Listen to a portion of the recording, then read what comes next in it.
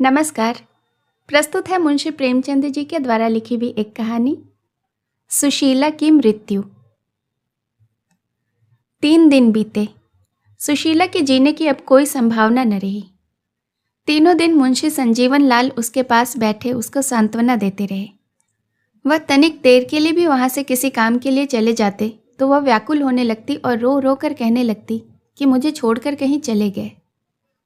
उनको नेत्रों के सम्मुख देखकर भी उसे संतोष न होता। रह रहकर उतावलेपन से उनका हाथ पकड़ लेती और निराश भाव से कहती, मुझे छोड़कर कहीं चले तो नहीं जाओगे? मुंशी जी यद्यपि बड़े दृढ़चित्त मनुष्य थे, तथापि ऐसी बातें सुनकर आर्द्र नेत्र हो जाते। थोड़ी थोड़ी देर में सुशीला को मूर्छा सी आ जाती, फिर चौंकती और भौचक्की से इधर उधर देखने लगती। वे कहाँ गए? क्यों छोड़कर चले गए? किसी किसी बार मूर्छा का प्रकोप इतना होता कि मुंशी जी बार बार कहते कि मैं यहीं हूँ, घबराओ नहीं, पर उसे विश्वास न आता। उन्हीं की ओर ताकती और पूछती, कहाँ है? यहाँ तो नहीं है, कहाँ चले गए? थोड़ी देर में जब चेत हो जाता तो चुप रह जाती और रोने लगती। 3 दिन उसे विरजन, सुवामा, प्रताप एक की भी सुध न थी। वे सबके सब हर घड़ी उसके पास खड़े रहते, पर ऐसा जान पड़ता मानो वह मुंशी जी के अतिरिक्त किसी और को पहचानती ही नहीं। जब विरजन बेचैन हो जाती और गले में हाथ डालकर रोने लगती तो वह तनिक आंखें खोल देती और पूछती, कौन है? विरजन? बस और कुछ न पूछती। जैसे सूम के हृदय में मरते समय अपने गड़े हुए धन के सिवाय और किसी बात का ध्यान नहीं रहता, उसी प्रकार हिंदू स्त्री अंत समय में पति के अतिरिक्त और किसी का ध्यान नहीं कर सकती। कभी कभी सुशीला चौंक पड़ती और विस्मित होकर पूछती, अरे यह कौन खड़ा है? यह कौन भागा जा रहा है? उन्हें क्यों ले जाते हो? मैं न जाने दूंगी। यह कहकर मुंशी जी के दोनों हाथ पकड़ लेती। जब एक पल में होश आ जाता तो लज्जित होकर कहती, मैं सपना देख रही थी, जैसे कोई तुम्हें लिए जा रहा हो। देखो, तुम्हें मेरी सौ है, कहीं जाना नहीं, न जाने कहाँ ले जाएगा, फिर मैं तुम्हें कैसे देखूंगी? मुंशी जी का कलेजा महसूसने लगता। उसकी ओर पति करुणा भरी स्नेह दृष्टि डालकर बोलते, नहीं, मैं नहीं जाऊंगा, तुम्हें छोड़कर कहाँ जाऊंगा? सुवामा उसकी दशा देखती और रोती कि अब यह दीपक बुझा ही चाहता है। अवस्था ने उसकी लज्जा दूर कर दी थी। मुंशी जी के सम्मुख घंटों मुंह खोले खड़ी रहती। चौथे दिन सुशीला की दशा संभल गई। मुंशी जी को विश्वास हो गया, बस यह अंतिम समय है। दीपक बुझने के पहले भभक उठता है। प्रातःकाल जब मुंह धोकर वे घर आए तो सुशीला ने संकेत के द्वारा उन्हें अपने पास बुलाया और कहा, मुझे अपने हाथ से थोड़ा पानी तो पिला दो। आज वह सचेत थी। उसने विरजन, प्रताप, सुवामा सभी को भली भांति पहचाना। वह विरजन को बड़ी देर तक छाती से लगाए रोती रही। जब पानी पी चुकी तो सुवामा से बोली, बहन तनिक हमको उठाकर बिठा दो, स्वामी जी के चरण तो छू लूं, फिर न जाने कब इन चरणों के दर्शन होंगे।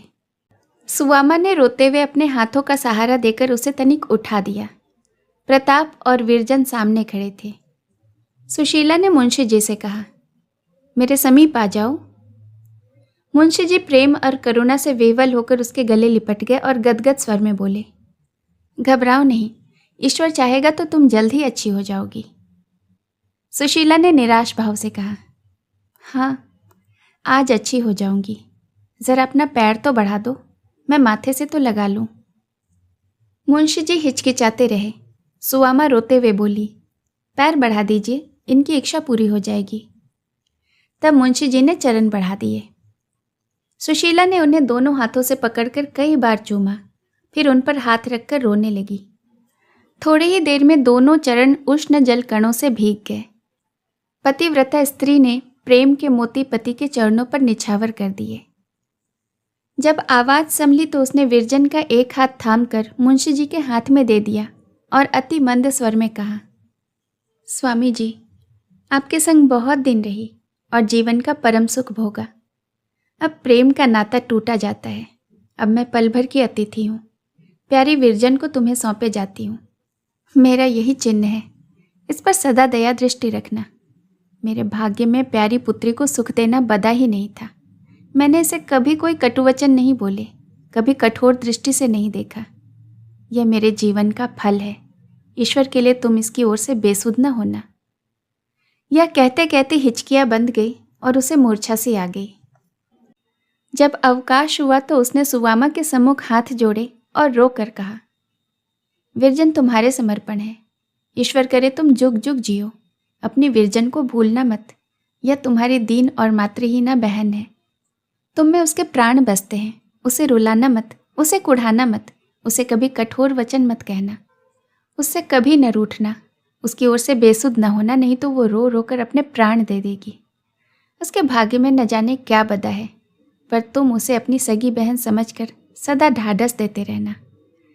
मैं थोड़ी देर में तुम लोगों को छोड़कर चली जाऊंगी, पर तुम्हें मेरी सौं उसकी ओर से मन मोटा मत करना। तुम्हें उसका बेड़ा पार लगाओगे। मेरे मन में बड़ी बड़ी अभिलाषाएं थीं। मेरी लालसा थी कि तुम्हारा ब्याह करूंगी, तुम्हारे बच्चे को खिलाऊंगी, पर भाग्य में कुछ और ही बदा था। यह कहते कहते वह फिर अचेत हो गई। सारा घर रो रहा था। महरियाँ महाराजिनें सब उसकी प्रशंसा कर रही थीं कि स्त्री नहीं देवी थी। रधिया, इतने दिन हुए टहल करते, पर कभी कठोर वचन न कहा। महाराजिन, हमको तो बेटी की भांति मानती थी। भोजन कैसा ही बना दो, पर कभी नाराज नहीं हुई। जब बातें करती मुस्कुरा करके। महाराज जब आते तो उन्हें जरूर सीधा दिवाती थी। सब इसी प्रकार की बातें कर रहे थे। दोपहर का समय हुआ। महाराजिन ने भोजन बनाया, परंतु खाता कौन। बहुत हट करने पर मुंशी जी गए और नाम करके चले आए। प्रताप चौके पर गया भी नहीं। सुशीला विरजन और सुवामा को गले लगाती, कभी प्रताप को चूमती और कभी अपनी बीती कह कहकर रोती। तीसरे पहर उसने सब नौकरों को बुलाया और उनसे अपना अपराध क्षमा करवाया। जब वे सब चले गए तब सुशीला ने सुवामा से कहा, बहन बहुत प्यास लगती है, उनसे कह दो अपने हाथ से थोड़ा पानी पिला दे। मुंशी जी पानी लाए। सुशीला ने कठिनता से एक घूंट पानी कंठ के नीचे उतारा और ऐसा प्रतीत हुआ मानो उसने अमृत पी लिया हो। उसका मुख उज्जवल हो गया, आंखों में जल भर आया। पति के गले में हाथ डालकर बोली, मैं ऐसी भाग्यशालिनी हूं कि तुम्हारी गोद में मरती हूं। यह कहकर वह चुप हो गई, मानो कोई बात कहना चाहती हो पर संकोच से नहीं कह पाती। थोड़ी देर पश्चात उसने मुंशी जी का हाथ पकड़ लिया और कहा, यदि तुमसे कुछ मांगू तो दोगे? मुंशी जी ने विस्मित होकर कहा, तुम्हारे लिए मांगने की क्या आवश्यकता, निसंकोच कहो। सुशीला, तुम मेरी बात कभी भी नहीं टालते थे। मुंशी जी, और मरते दम तक कभी टालूंगा भी नहीं। डर लगता है कहीं ना मानो तो। तुम्हारी बात और न मानो? सुशीला, मैं तुमको न छोड़ूंगी। एक बात बता दो, सिल्ली मर जाएगी तो उसे भूल जाओगे? मुंशी जी, ऐसी बातें न कहो। देखो विरजन रोती है। सुशीला, बताओ ना, मुझे भूलोगे तो नहीं? कभी नहीं। सुशीला ने अपने सूखे कपोल मुंशी जी के अधरों पर रख दिए और दोनों बाहें उनके गले में डाल दी। फिर विरजन को निकट बुलाकर धीरे धीरे समझाने लगी, देखो बेटी, लाला जी का कहना हर घड़ी मानना, उनकी सेवा मन लगा कर करना। गृह का सारा भार अब तुम्हारे ही माथे है। अब तुम्हें कौन संभालेगा? यह कहकर उसने स्वामी की ओर करुणापूर्ण नेत्रों से देखा और कहा, मैं अपने मन की बात नहीं कहने पाई, जी डूबा जाता है। मुंशी जी, तुम व्यर्थ असमंजस में पड़ी हो। सुशीला, तुम मेरे हो कि नहीं? मुंशी जी, तुम्हारा और आमरण तुम्हारा। ऐसा न हो कि तुम मुझे भूल जाओ और जो मेरी वस्तु थी वह अन्य के हाथ चली जाए। सुशीला ने विरजन को फिर बुलाया और उसे छाती से लगाना ही चाहती थी कि मूर्छित हो गई। विरजन और प्रताप रोने लगे। मुंशी जी ने कांपते हुए हाथ से सुशीला के हृदय पर हाथ रखा। सांसें धीरे धीरे चल रही थी। महाराजिन को बुलाकर कहा, अब इन्हें भूमि पर लेटा दो। यह कहकर वह रोने लगे। महाराजिन और सुवामा ने मिलकर सुशीला को पृथ्वी पर लिटा दिया। तपेदिक ने हड्डियां तक सुखा डाली थीं। अंधेरा हो चला। सारे गृह में शोकमय और भयावह सन्नाटा छाया हुआ था। रोने वाले रोते थे, पर कंठ बांध बांध कर। बातें होती थी, पर दबे स्वरों में। सुशीला भूमि पर पड़ी हुई थी। वह सुकुमार अंग, जो कभी माता के अंग में पला, कभी प्रेमांक में प्रौढ़ा, कभी फूलों की सेज पर सोया, इस समय भूमि पर पड़ा हुआ था। अभी तक नाड़ी मंद मंद गति से चल रही थी।